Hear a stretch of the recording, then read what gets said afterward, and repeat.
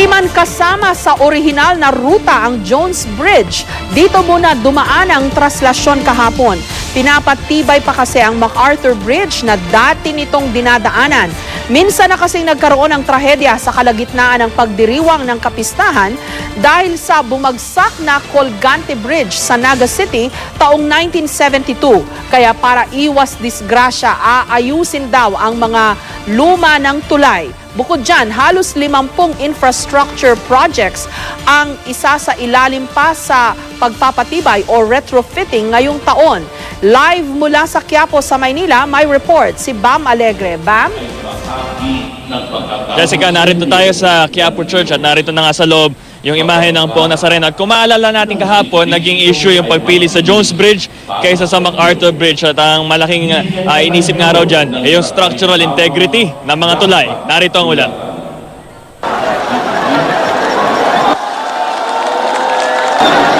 Dambuhalang mga container van man ang iniharang sa MacArthur Bridge, nagalaw pa rin ang mga ito ng mga deboto. Dito kasi ang tradisyonal na ruta ng andas ng itim na Nazareno at hindi sa Jones Bridge kung saan ito idinaan kahapon. Ayon sa DPWH, hindi raw ligtas para sa libo-libong deboto ang MacArthur Bridge sa ngayon. Kaya kailangan muling sumailalim sa structural retrofitting o pagpapatibay. Yung MacArthur Bridge, ito ginawa noong 1956, at ito ay na-retrofit noong 1991. Kung matagal ng tulay ito, so minomonitor natin, based doon sa regular inspection na ginagawa ng DPWH, na may konti siyang mga minor defects. Minsan nang nauwi sa trahedya ang pagbigay ng isang tulay dahil sa prosesyon. Noong 1972, hindi nakayanan ng Colgante Bridge sa Naga City ang dagsa ng mga deboto noong Peña Francia Fluvial Festival. Tinatayang 140 na tao ang namatay noon. Para maiwasan ng ganitong trahedya, muli raw sasailalim sa structural retrofitting ang MacArthur Bridge. Palalakasin daw ang substructure o ang mga column at beam. Papalitan din daw ang steel dampers. Nauna na raw pinatibay ang Jones Bridge kaya ito ang nirekomenda ng DPWH para sa traslasyon.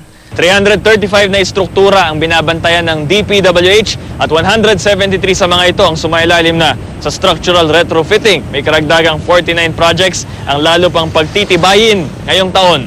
Kada 3 buwan daw sinisiyasat ng DPWH ang mga infrastruktura sa Metro Manila, hindi lang para sa mga tulay, kundi maging sa mga flyover at overpass. Kukondak tayo ng retrofitting para ma-assure natin yung mga motorista, yung publiko, na ang mga tulay natin dito sa Metro Manila ay structurally safe and sound, may iwasan ng aksidente.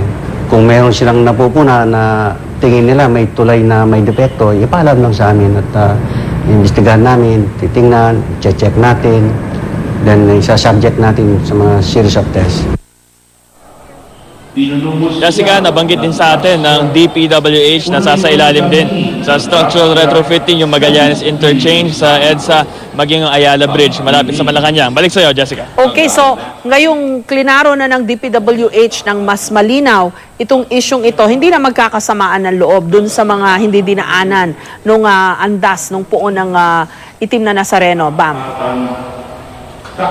Mahalagang isipin na safety first muna dahil nangyari na nga ito dati noong 70s, 1972 sa Naga. So talagang nagiging maingat lang na wag itong maulit, lalo't dito sa Maynila marami ang dumadalo sa pista ng Nazareno. Jessica. Okay, aabot naman kaya yung retrofitting na yan ng MacArthur Bridge para sa traslasyon sa 2015. Bam. Sabi naman sa atin ng DPWH, ito ay nasa kanilang first quarter plans na umpisahan na agad. Actually, nagsisimula na ngayon yung detail architecture check dito sa MacArthur Bridge para yung initial inspection at magpapatuloy daw yung structural retrofitting para naman magpatuloy yung traditional na ruta ng traslasyon. Jessica. Okay, at hindi na kailangang maglagay pa ng mga container van na itutulak din naman ang dagat ng tao. Maraming salamat sa iyo, Bam Alegre.